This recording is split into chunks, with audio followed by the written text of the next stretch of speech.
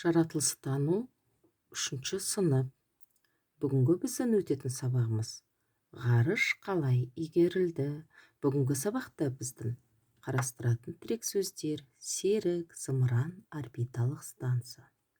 Балалар, кәне бәріміз бірлесе отырып жедел жауапқа жауап берейік. Сен түнгі аспаннан қандай шоқ жұлдыздарды көре аласың? Күн адамға не береді?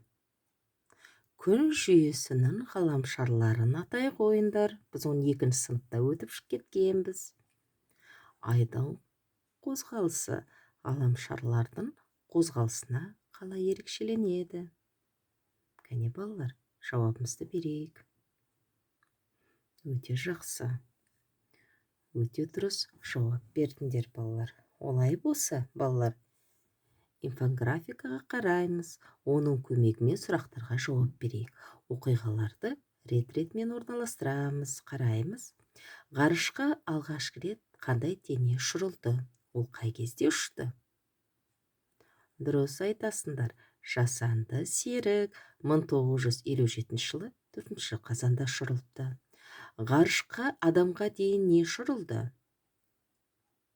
Ғарышкер иттер ұшырылған.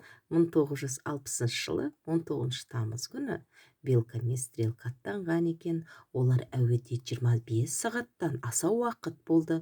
Зымыран жерді 17 рет толық айналып шыққан екен. Ғарышқа ең алғашқы рет ұшқан ғарышкер кім?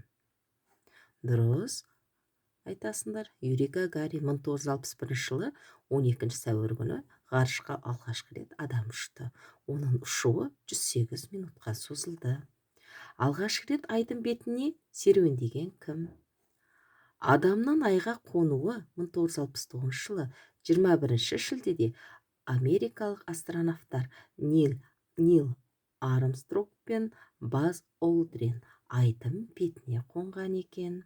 Орбиталық станция не үшін қажет? Балалар, назар аударайық. Мир орбиталық станциясы 1986 жылы 20 ақпанда Мин орбиталық станциясына ұшырылды. Ол ғарышкерлер тұратын әрі жұмыс істейтін ғарыш үйіне айналды. Балалар, сен білесіңдер ме? Білесің бе? Ғарышқа ұшу кезінде зымыранға телетін жүктің массасы өте маңызды екен. Зымыранның жылдамдығы соған тәуелді болады. Сондықтан алғашқы ғарышкер Юрий Гагариннің дене салмағы бар жоғы 72 килограммнан аспаған екен. Ал балалар, ғарыш бізге не берді? Әрине, мына суретке назар аударыңдаршы. Ғарышкерлердің зерттеулерінің қандай пайдасы бар екенін анық айтайық.